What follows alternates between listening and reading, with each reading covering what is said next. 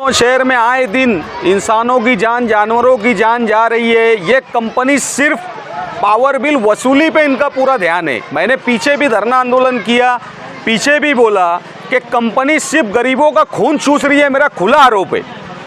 जैसे 1947 में गांधी जी ने और तमाम महापुरुषों ने हिंदुस्तान आज़ाद किया था ना, पूरे मालेगांव शहर को एक रास्ते पे आके इनको अंग्रेज़ों की तरह भगाना पड़ेगा।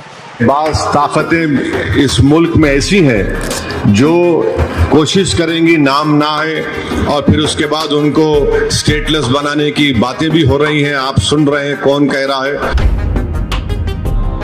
जो डिमांड हम स्टेट गवर्नमेंट और चीफ मिनिस्टर और चीफ सेक्रेटरी से कर रहे हैं, हम उम्मीद करते हैं कि वो भी इसका सीरियसली संजीदगी से नोट करके इलेक्शन कमीशन ऑफ इंडिया को वो उस बारे में उनको बाखबर करेंगे, उनको इन्फॉर्म करेंगे ताकि लोगों को तकलीफ ना हो सके और वो SIR को कामयाबी से अदा कर सके।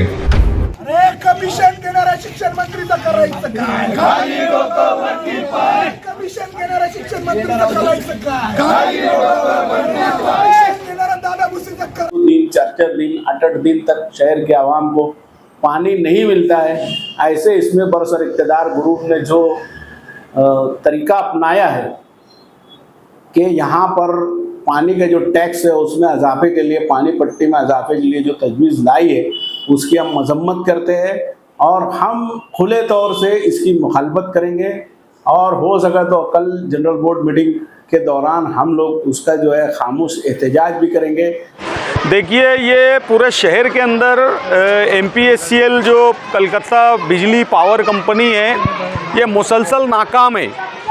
आज मालेगांव शहर में आए दिन इंसानों की जान, जानवरों की जान जा रही है। ये कंपनी सिर्फ पावर बिल वसूली पे इनका पूरा ध्यान है। मैंने पीछे भी धरना आंदोलन किया, पीछे भी बोला कि कंपनी सिर्फ गरीबों का खून चूस रही है। मेरा खुला आरोप है। जैसे 1947 में गांधी जी ने और तमाम महापुरुषों ने हिंदुस्तान आज़ाद किया था ना, पूरे मालेगांव शहर को एक रास्ते पे आके इनको अंग्रेज़ों की तरह भगाना पड़ेगा। ये ईस्ट इंडिया कंपनी, आज एक जानवर की जान चली गई। आज इनकी लापरवाही की वजह से एक जानवर की जान, शहर में आए दिन हालात हो रहे हैं। कभी इंसान की जान चली जा रही है, कभी जानवर की जान। इनके कान पे जूं नहीं रेंग रही है। और हमारा स्पष्ट मालेगांव शहर पुलिस डिपार्टमेंट से स्पष्ट मुतालबा है कि इसके ताल्लुक से जानवर की जान भी जान होती है, चाहे वो इंसान की हो, जानवर की हो, ये अल्लाह की मखलूक है। ये जानवर की जान इनकी लापरवाही की वजह से गई है। इन पे गुनाह दाखिल होना चाहिए। और इस ट्रांसफार्मर के बारे में एक नहीं 50 कंप्लेन उनको की गई है। बस टेंटेटिव आर्जी तौर पे ये काम कर देते हैं और इसका मुसलसल पर्याय इनके पास में कोई है नहीं। मुकम्मल सॉल्यूशन ये करते ही नहीं, क्योंकि उसके लिए लगेगा खर्च और कंपनी के आता जान पे। ये सिर्फ इनको वसूली से मतलब है। लोग मर रहे हैं, इनको कोई लेना देना नहीं। लेकिन अब बहुत हो गया। अब इंशाअल्लाह ताला अल्लाह ने चाहा तो अब एकदम अति हो गई, क्योंकि जानवर की जान भी जान होती है। ये अल्लाह की बनाई हुई मखलूक है। आज उस जानवर को क्या बीती होंगी ये अल्लाह ही जानता है। तो कंपनी के ऊपर, ख़ास तौर से प्रेम सिंह के ऊपर CEO जो है, उन पे गुनाह दाखिल होना चाहिए। मेरा स्पष्ट मुतालबा है डिपार्टमेंट से भी, और मैं ऊपर तक इसकी पत्र व्यवहार और तकरार करने वाला हूँ। इसीलिए सबसे अपील कर रहे हैं कि आप फॉर्म जब लेंगे इलेक्टर, उसको BLO को वापस करना चाहिए, साइन करके फोटो लगाकर। क्योंकि अगर आप वापस नहीं देंगे डॉक्यूमेंट्स रहने के बावजूद भी, तो मुश्किल होगा। और जिसका नाम 2002 के वोटर लिस्ट में नहीं है, जिनकी पैदाइश जुलाई 1987 से पहले हुई है, वो वोटर सिर्फ अपना एक डॉक्यूमेंट देना चाहिए। जिसकी पैदाइश जून 87 से दिसंबर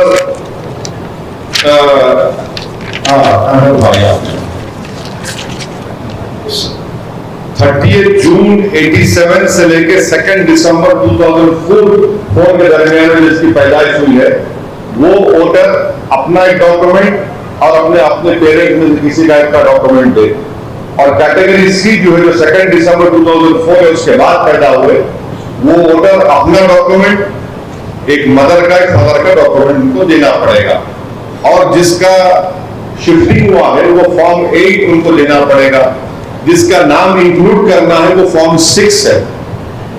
तो ये पूरी बातें हमने डिस्कस किए और कम्युनिटी के तमाम जिम्मेदारान यहाँ पर थे और पूरी हमारी कोशिश होगी कि जेन्युइन वोटर्स का नाम SIR में आए और इसके लिए पूरे तेलंगाना में एक कैंपेन ये तमाम हमारे ऑर्गेनाइजेशन अपने अपने तरीके से चलाएंगे और कोशिश यही करेंगे कि किसी का नाम मिस ना हो, क्योंकि हम ये बताना चाह रहे खास तौर से मुस्लिम माइनॉरिटीज को, दलित्स को, गरीबों को कि SIR में अगर आपका नाम नहीं आएगा तो बंगाल की बीजेपी की सरकार ने, खुद चीफ मिनिस्टर ने ऐलान कर दिया कि उनको रेशन नहीं मिलेगा, उनको पेंशन नहीं मिलेगा।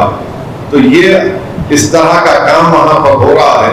तो ये हमारा सिर्फ काम तेलंगाना के अंदर नहीं है, बल्कि फ्यूचर में आप देखेंगे कि नेक्स्ट मंथ से महाराष्ट्र और दिल्ली, उत्तराखंड में भी होने जा रहा है।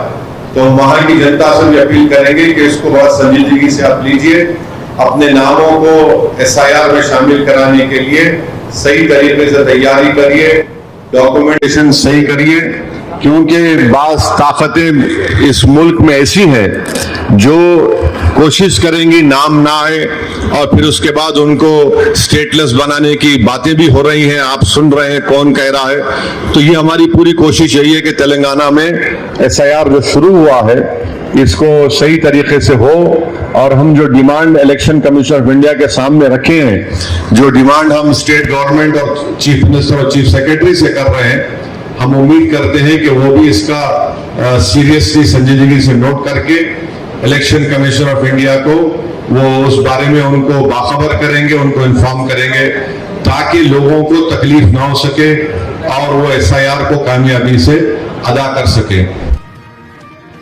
के जरिए से मालेगांव शहर के आवाम के सामने एक बहुत ही अहम मुद्दे पर बात रखने के लिए यहाँ पर हम लोग हाजिर हैं। जैसा कि आप जानते हैं, कल 2 जुलाई को मालेगांव शहर महानगर पालिका जनरल बोर्ड की मीटिंग होने जा रही है। इस मीटिंग में हमने देखा कि जो तजावीज़ लाई गई है उसमें ख़ास तौर से पानी पट्टी में इजाफे का जो मामला है इंतहाई अफसोसनाक है।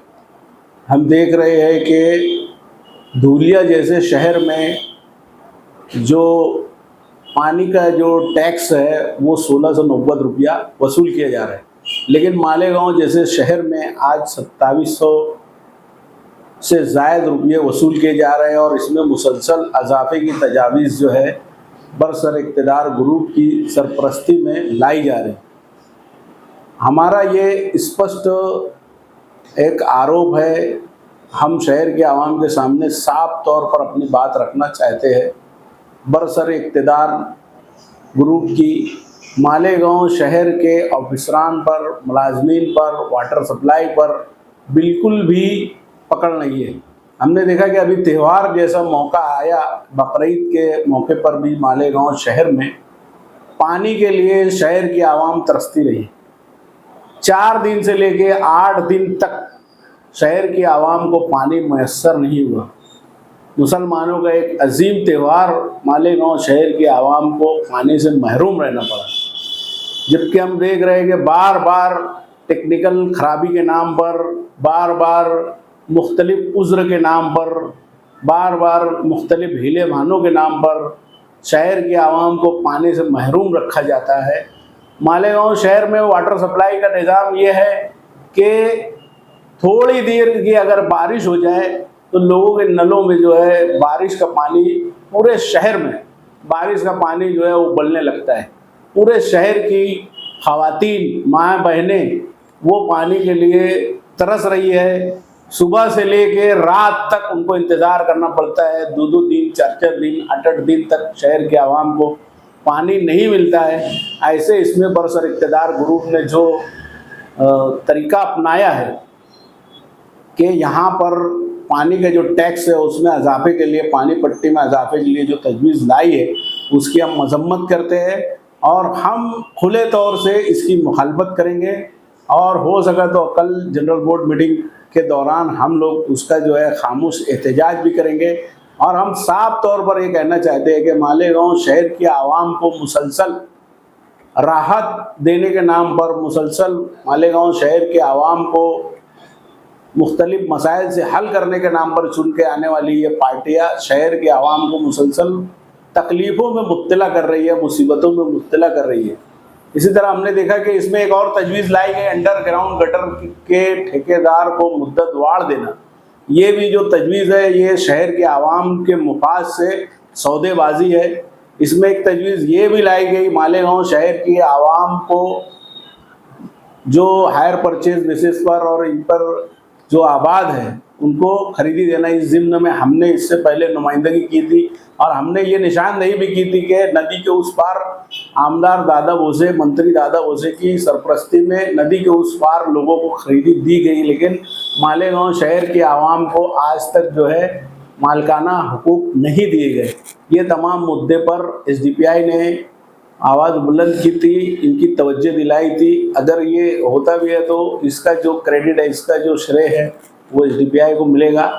बाकी शहर के आवाम अपनी आंखों से देखे किस तरह शहर के आवाम को मुसलसल बेवकूफ़ बनाकर, मुसलसल तकलीफ में मुब्तला कर कर ये जो पार्टियां है अपना सियासी दुकान चमका रही है। अतिक्रमण के नाम पर लोगों को, हॉकरों को परेशान करके, फिर हॉकरों से जो है शॉपिंग वाले के नाम पे पैसे वसूल किए जा रहे हैं।